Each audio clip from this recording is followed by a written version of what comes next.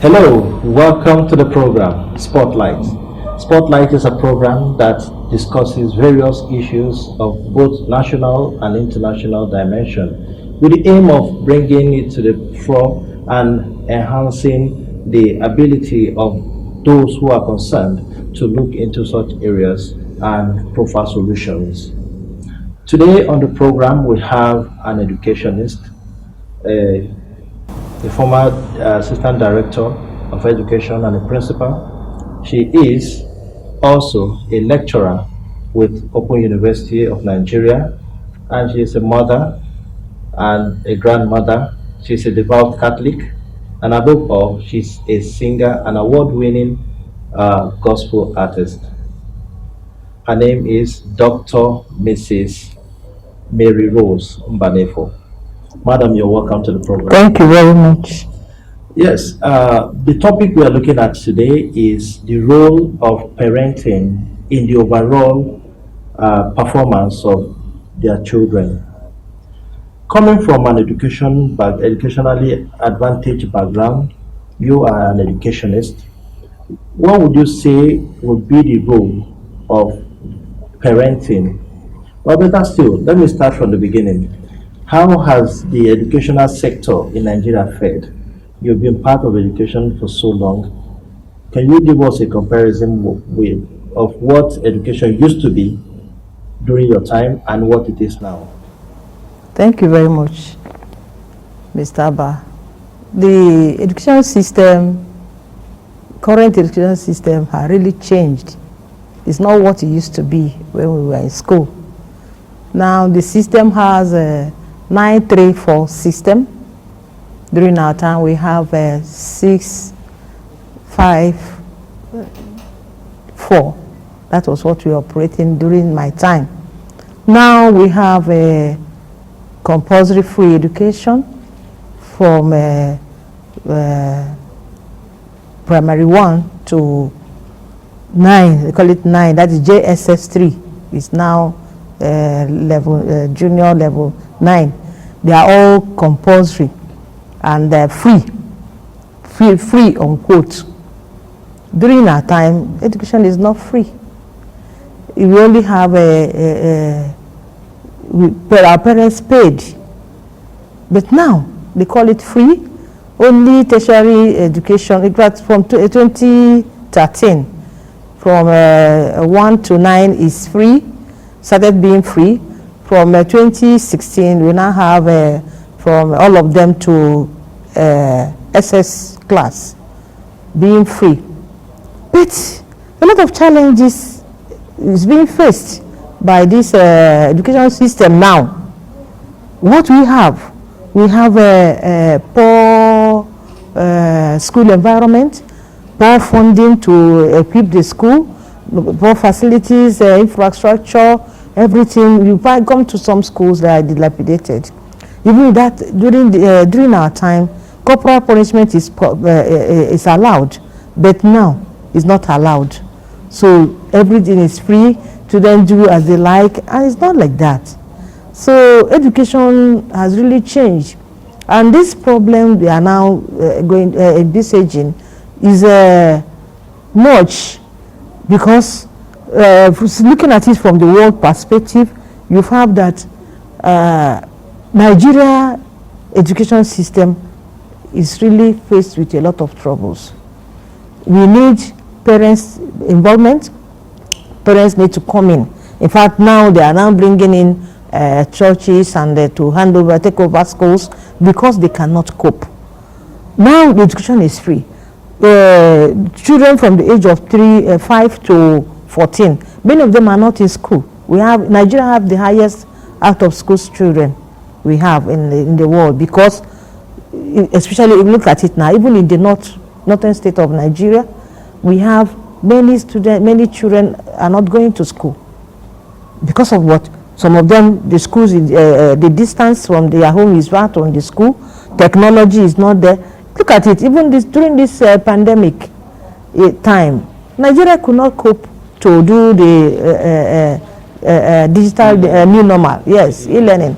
They cannot do it because they cannot fund the ICT, the technology.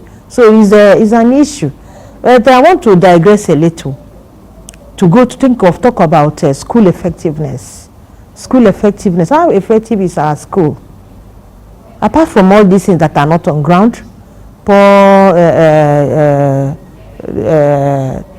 teachers, we don't have some good teachers in the school, trained teachers, properly trained teachers that can handle the children as we have in those days.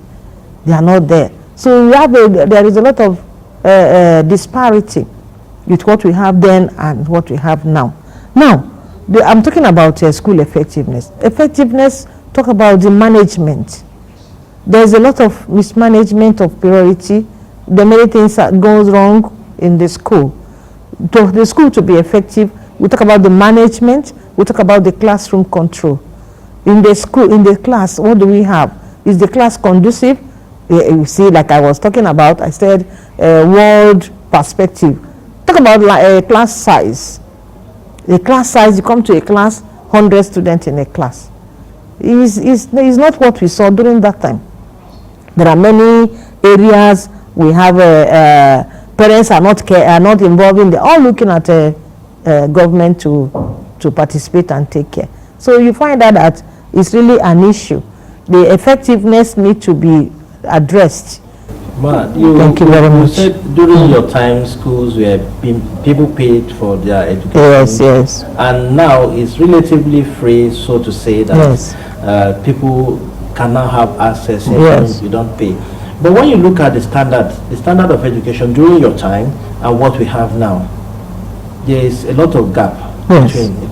You see, those days that you pay, people were serious. Even in the performance in WAEC and NECO, then there was no NECO anyway. During the performance in external exams, you see people doing well. But now that the school is free, people fail a lot. Is there a connection between paying school fees and being serious? At what point did the Nigerian system of education got decayed to this extent? You see, you are talking, in fact, we have to call it competitiveness. I hope you understand. There's a study I carried out, talk about this school effectiveness as a pinnacle for national competitiveness. Competitive, you know, when you are reading, when you, like my parents have sponsored and paid my school fees, I need to struggle. There's competition. I hope you understand. After all, now, everything is free now. Whether I come to school, I didn't go to school, anything goes. I hope you understand. So there is no competition. There is nothing, the students are not reading with all zealous. Even the teachers are not teaching with passion. Many of them, the government sometimes they even owe them salary. There's no motivation. So there are many lapses. Fund as an issue. And the government management of the our institution policies, yes, good. Policies. But the policy somersault, you know, they will leave what they're supposed to do and go to another one. Think about what do you call it? This UBEC. They're busy changing this. The curriculum, what are we looking for? There should be effectiveness. There is the quality and standard you mentioned. They need to be addressed. And if, you know, when we have this the quality, what we mean by quality is the fitness. The fitness, what we are having, is it fit to develop the students so that they can now be able to fend for themselves? Are they prepared with the skills they need? What you are teaching them, is it what is needed in the labor market? So these are the things. Because if actually the school is effective, it should address all these issues. So that when the students are coming, as the students are coming out, the youths are coming out, they are already equipped with the skills that is needed in the society for them to survive. And let me just land on with this one, because if they didn't have all those things, they are handicapped.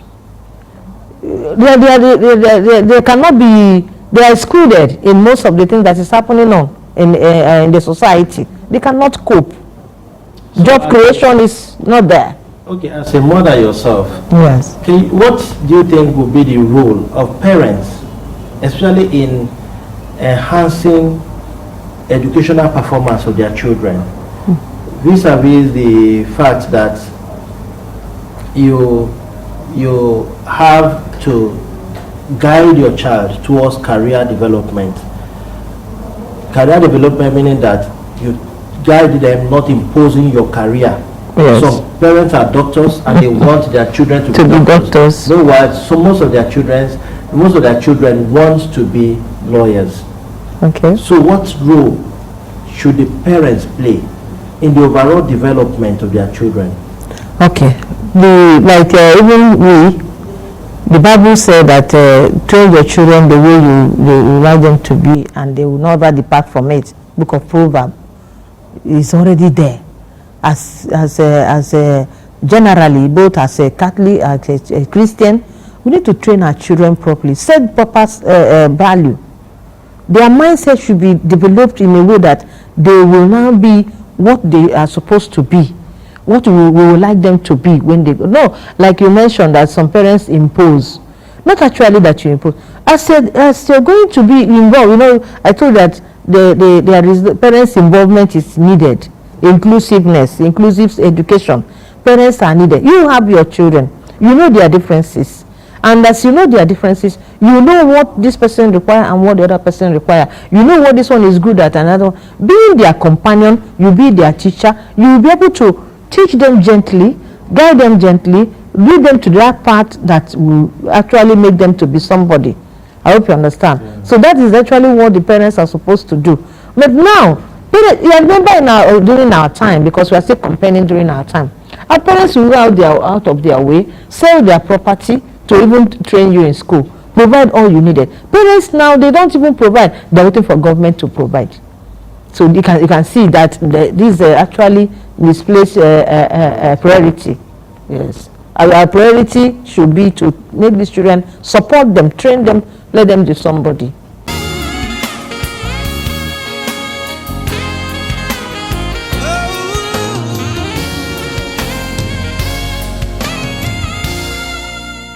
Welcome back. The program is still Spotlight on Catholic Television of Nigeria, and today we are discussing the role of parents in the overall performance of their children academically. So before we went on break, we were actually discussing with Dr. Mary Rose Mbanefo, who is an educationist and a lecturer.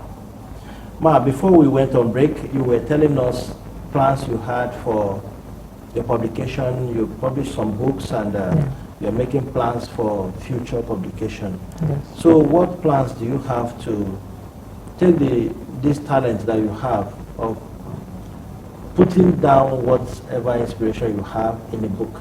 What plans do you have? Because these days, people hardly read. Most people are in their social media and pinging and doing other things. How do you hope to reach out to them using this publication? What medium do you think is better for you? Okay, thank you very much, Mr. Tony. My publications, like I said, in fact, the books were widely read in Lagos and the Delta State, but people were now asking me to publish more of the books. I discovered that people don't read. Most of them will buy and put in their cupboard. It's not what it's meant for. They are for evangelization and need to be read by everybody. So what I now came up with is to put them into music. That was actually how I went into music. In fact, the Sermon on the Mount of my music is brought from that particular book, my first book. Okay. I have Jesus Leads the Way. We have the Journey to Heaven, our Journey to Heaven. I have 3, in fact, I have 8 tracks now, which are already in the YouTube. I have them now. So there are about many of them, there are about 14. So 8 is out, 6 is yet to come. In fact, I wanted to bring them out this season, but it didn't work out. So I have my Jesus Liveth, Chimbo Mema, Jesus You're So Good, I'm a Child of God. This one also came out from the attributes of a Christian and a minister. So this is in fact, people don't read. So it's only in this music, and if you listen to the music, you find out that it's inspirational and it's teaching us, and not actually. People are asking me, why didn't I make? I say video is entertainment, but this one is just for people to hear. As it's playing, everybody is hearing it, and not only one person.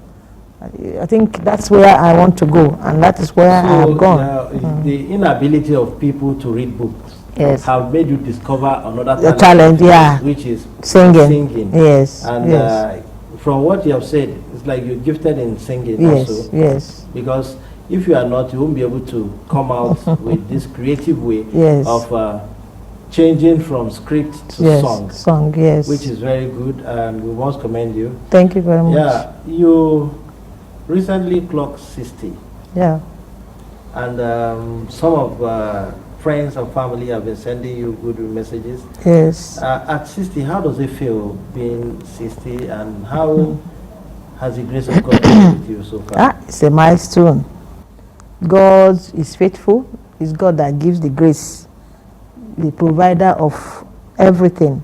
Every success one has in life, that you are alive, is God.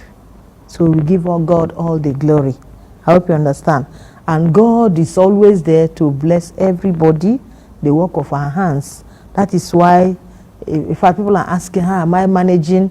How did I manage to do this and do that? You are many parts, you are this and that. I say, it's God. It's God. All we needed is to be faithful. Because if we are faithful in God, faithful to God in all everything you do, He will bless the work of you. That's why He said He will bless. The blessing it's in the faithfulness that the blessing lies. It's in the faithful that being faithful to God that the success lies. That I was able to succeed in almost of the things I did, I've been doing to this time. Is God. It's God.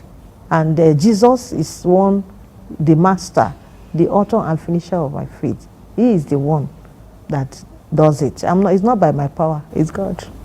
It's God. Okay, I won't let you go without asking you this question. You are a mother, and you've seen the trend that we had, especially last month, when the young people came out in their numbers to demand good governance, and also ask for an end to a police department called SARS. Yeah. During their protest, they were very civil, very peaceful, but eventually the power of darkness took over, and it became violent. At this point, what will be your message to our youth, especially those who are very, very law-abiding? Thank you very much. It's a welcome. In fact, the activities of the youth was a welcome development, because it created an awareness. In fact, it is very good, because they now saw their folly.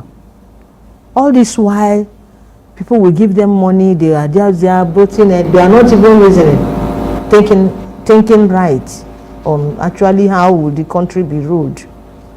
But now, the awareness has come. I'm happy that they have risen up to that. And I believe that my prayer for them is that God will help them and raise selfless people, because even in our education went that bad when the priority was misplaced. People are more interested in themselves than the society, than people, than the general public. But now, if we can get from the youth selfless people that have vision, that in fact I see change in Nigeria, and there will be a new Nigeria. God will help us. I'm praying for them that God will help them. The only thing is that the only thing I'm saying again is that government should give them listening ear, and not just to suppress them, because they will lead us to somewhere that is good. I believe so.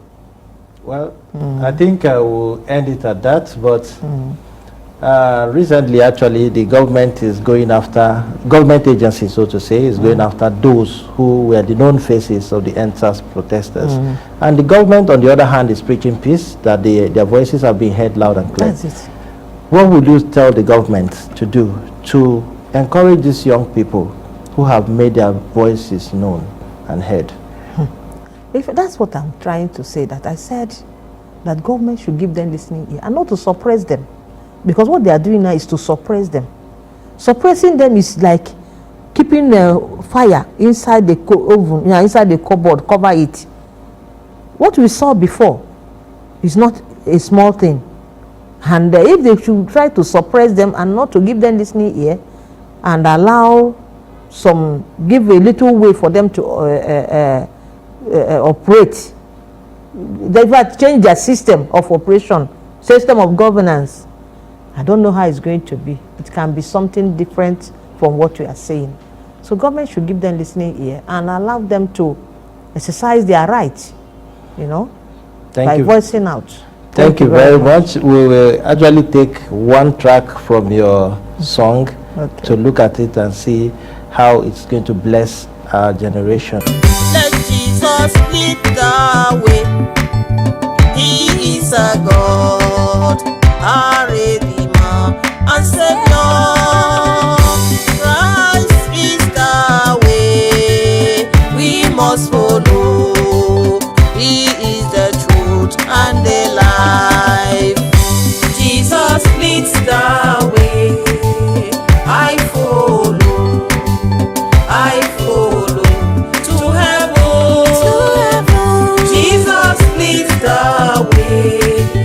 I follow to heaven. Well, that has been the program for today, Spotlight on Catholic Television of Nigeria, and the topic has been the role of parents in the overall performance of their children, especially in academics. And our guest has been Dr. Mary Rose Mbanefo. She is a lecturer with Open University of Nigeria. She is a songwriter, an author, an award winner. She is also a mother, a grandmother, and above all, she's a Catholic, a devoted Catholic at that. Ma, thank you for coming to the program. Thank you very much. Well, that has been the program for today. My name is Tony Abba. Please stay tuned, same time, same station next week, as we bring you yet another important topic.